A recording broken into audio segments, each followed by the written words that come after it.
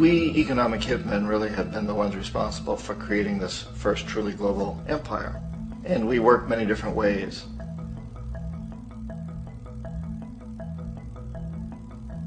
But perhaps the most common is that we will identify a country that has resources our corporations covet, like oil, and then arrange a huge loan to that country from the World Bank or one of its sister organizations. But the money never actually goes to the country. Instead, it goes to our big corporations to build infrastructure projects in that country, power plants, industrial parks, ports, things that benefit a few rich people in that country, in addition to our corporations, but really don't help the majority of the people at all. However, those people, the whole country is left holding a huge debt. It's such a big debt they can't repay it, and that's part of the plan, that they can't repay it. And so at some point, we economic hitmen go back to them and say, listen, you owe us a lot of money, can't pay your debt, so sell your oil real cheap to our oil companies. Allow us to build a military base in your country, or send troops in support of ours to someplace in the world like Iraq, or vote with us on the next UN vote. To have their electric utility company privatized and their water and sewage system privatized and sold to U.S. corporations or other multinational corporations. So there was that whole mushrooming thing, and it's so typical of the way the IMF and the World Bank work, that you put a country in debt, and it's such a big debt it can't pay it, and then you offer to refinance that debt and pay even more interest.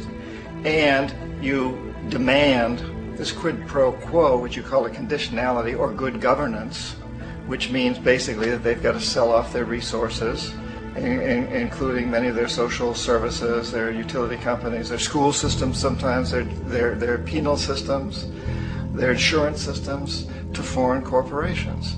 So it's a double, triple, quadruple whammy.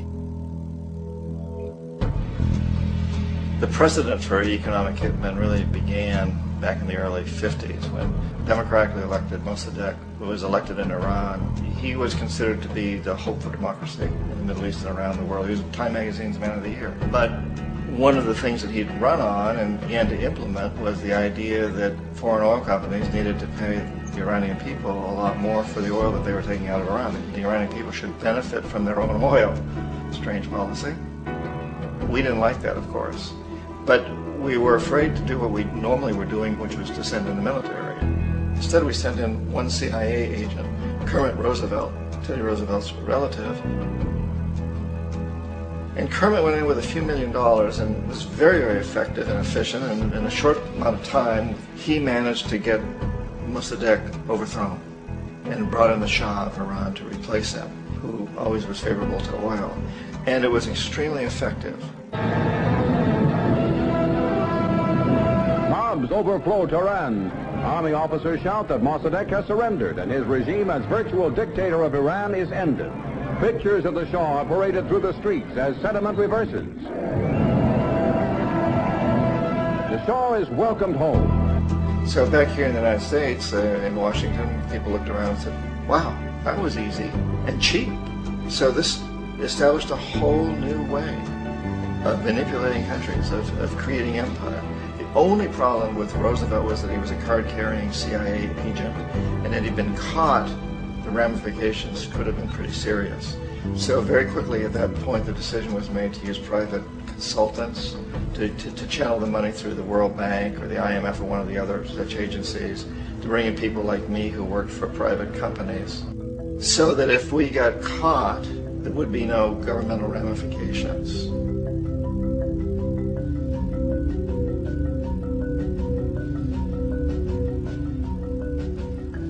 When Arbenz became president of Guatemala, the country was very much under the thumbs of United Fruit Company, the big international corporations. And Arbenz ran on this ticket that says, you know, we want to get the land back to the people. And once he took power, he was implementing policies that would do exactly that, give land rights back to the people. United Fruit didn't like that very much. And so they hired a public relations firm, launched a huge campaign in the United States to convince the United States, the people, the citizens of the United States, and the press of the United States, and the Congress of the United States, that Arbenz was a Soviet puppet, and that if we allowed him to stay in power, the Soviets would have a foothold in this hemisphere. And that, at that point in time, was a huge fear on everybody's mind, the Red Terror, the Communist Terror. And so, to make a long story short, Out of this public relations campaign came a commitment on the part of the CIA and the military to take this man out. And in fact, we did. We sent in planes, we sent in soldiers, we sent in jackals, we sent everything in to take him out, and did take him out. And as soon as he was removed from office, the new guy that took over after him basically reinstated everything to the big international corporations, including United Fruit.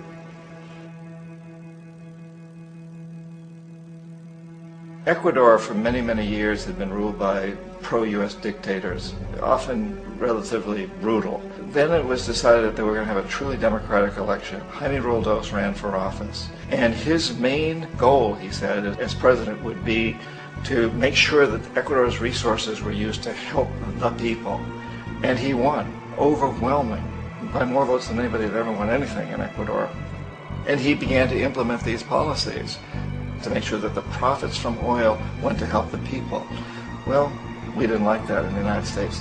I was sent down as one of several economic hitmen to change Roldos, to corrupt him, to bring him around, to let him know, okay, you can get very rich, you and your family, if you play our game, but if you continue to try to keep these policies you've promised, you're going to go. He wouldn't listen. He was assassinated. As soon as the plane crashed, the whole area was cordoned off. The only people allowed in were U.S. military from a nearby base and some of the Ecuadorian military. When an investigation was launched, two of the key witnesses died in car accidents before they had a chance to testify. A lot of very, very strange things that went on around the assassination of Jaime Roldos. I, like most people who've really looked at this case, had absolutely no doubt that it was an assassination. And of course, in my position as an economic hitman, I was always expecting something to happen to Jaime, whether it be a coup or assassination, I wasn't sure, but that he would be taken down because he was not being corrupted. He would not allow himself to be corrupted the way we wanted to corrupt him. Omar Torrijos, president of Panama, was, one of my favorite people. I really, really liked him. He was very charismatic. He was a guy who really wanted to help his country. And when I tried to bribe him or corrupt him, he said, look, John, he called me Juanito. He said, look, Juanito, I don't need the money. What I really need is for my country to be treated fairly. I need for the United States to repay the debts that you owe my people for all the destruction you've done here. I need to be in a position where I can help other Latin American countries win their independence and be free of this terrible presence from the north that you people are exploiting us so badly. I need to have the Panama Canal back in the hands of the Panamanian people. That's what I want. And so, leave me alone. Don't try to bribe me. It was 1981, and in May, Jaime Roldos was assassinated. And Omar was very aware of this. Torrijos got his family together and he said, I'm probably next, but it's okay because I've done what I came here to do. I've renegotiated the canal. The canal will now be in our hands. He just finished negotiating the treaty with Jimmy Carter. In June of that same year, just a couple of months later, he also went down in an airplane crash, which there's no question was executed by CIA-sponsored jackals. Tremendous amount of evidence that one of Torrijos' security guards handed him at the last moment as he was getting on the plane a tape recorder, a small tape recorder that contained a bomb.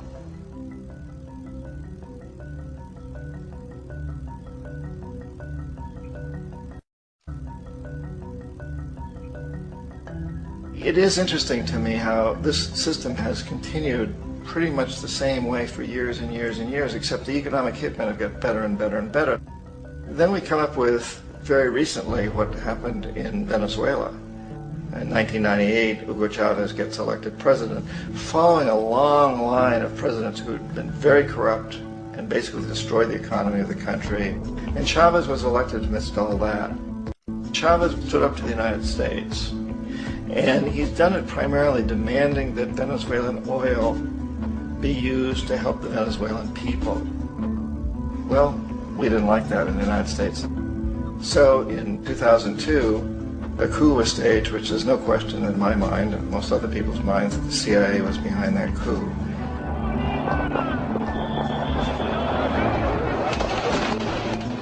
way that that coup was fomented was very reflective of what Kermit Roosevelt had done in Iran, of paying people to go out into the streets, to riot, to protest, to say this Chavez is very unpopular.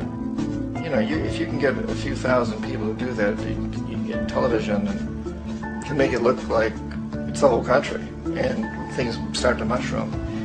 Except in the case of Chavez, he was smart enough, and the people were so strongly behind him that they overcame it, which was a phenomenal moment in the history of Latin America.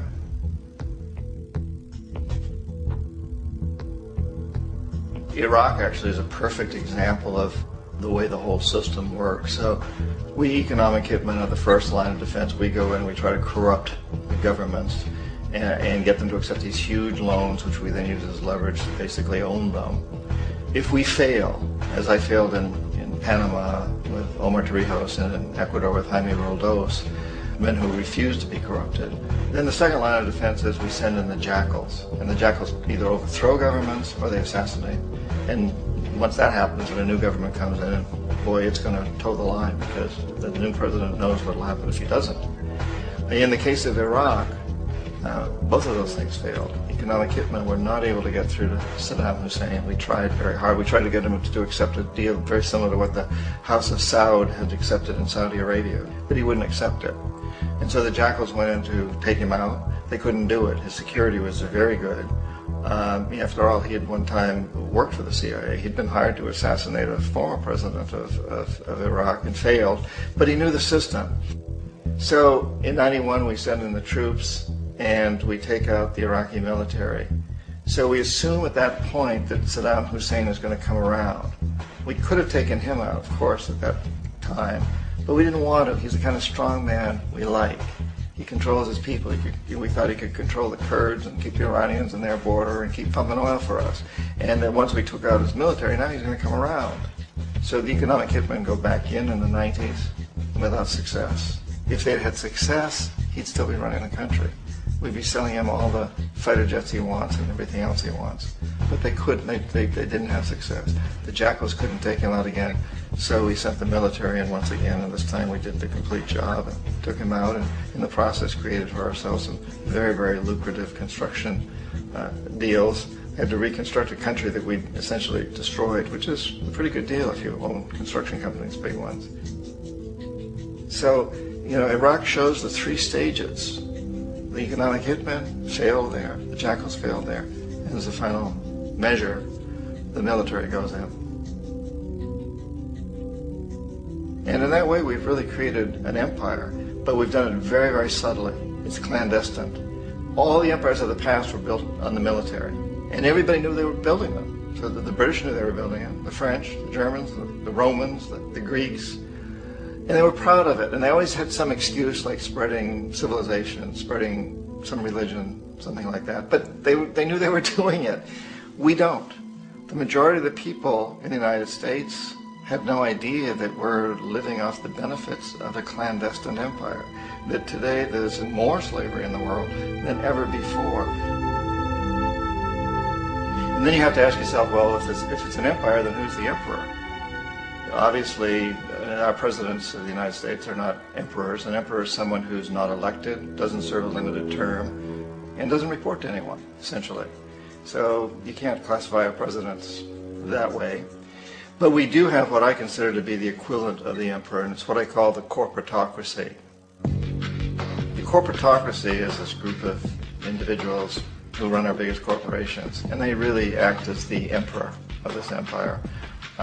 They control our media, either through direct ownership or advertising.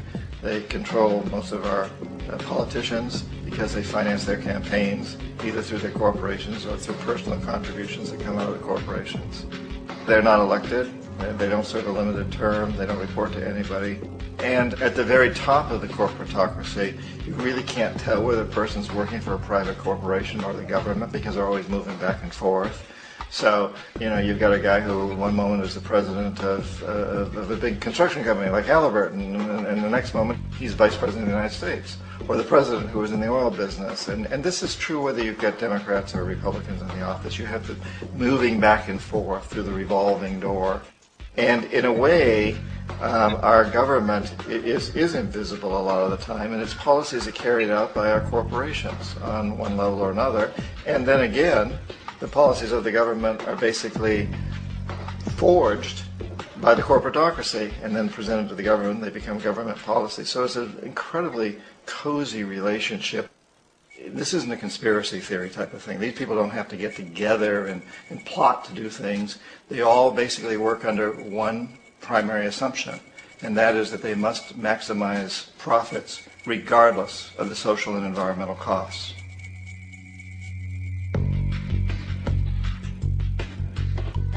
This process of manipulation by the corporatocracy through the use of debt, bribery, and political overthrow is called globalization. Just as the Federal Reserve keeps the American public in a position of indentured servitude through perpetual debt, inflation, and interest, the World Bank and IMF serve this role on a global scale. The basic scam is simple. Put a country in debt either by its own indiscretion or through corrupting the leader of that country, then impose conditionalities or structural adjustment policies, often consisting of the following. Currency devaluation. When the value of a currency drops, so does everything valued in it. This makes indigenous resources available to predator countries at a fraction of their worth. Large funding cuts for social programs. These usually include education and healthcare, compromising the well-being and integrity of the society, leaving the public vulnerable to exploitation. Privatization of state-owned enterprises. This means that socially important systems can be purchased and regulated by foreign corporations for profit. For example, in 1999, the World Bank insisted that the Bolivian government sell the public water system of its third largest city to a subsidy of the U.S. corporation Bechtel. As soon as this occurred, water bills for the already impoverished local residents skyrocketed. It wasn't until after a full-blown revolt by the people that the Bechtel contract was nullified. Then there is trade liberalization, or the opening up of the economy through removing any restrictions on foreign trade. This allows for a number of abusive economic manifestations, such as transnational corporations bringing in their own mass-produced products, undercutting the indigenous production and ruining local economies. An example is Jamaica, which, after accepting loans and conditionalities from the World Bank, lost its largest cash crop markets due to competition with Western imports. Today, countless farmers are out of work, for they are unable to compete with the large corporations. Another variation is the creation of numerous, seemingly unnoticed, unregulated, inhumane sweatshop factories, which take advantage of the imposed economic hardship. Additionally, due to production deregulation, environmental destruction is perpetual, as a country's resources are often exploited by the indifferent corporations while outputting large amounts of deliberate pollution. The largest environmental lawsuit in the history of the world today is being brought on behalf of 30,000 Ecuadorian Amazonian people against Texaco, which is now owned by Chevron. So today it's against Chevron, but for activities conducted by Texaco. Estimated to be more than 18 times what Exxon Valdez dumped into the coast of Alaska. In the case of Ecuador, it wasn't an accident. The oil companies did it intentionally. They knew they were doing it to save money out there rather than arranging for a proper disposal. Furthermore, a cursory glance at the performance record of the World Bank reveals that the institution, which publicly claims to help poor countries develop and alleviate poverty, has done nothing but increase poverty and the wealth gap, while corporate profits soar.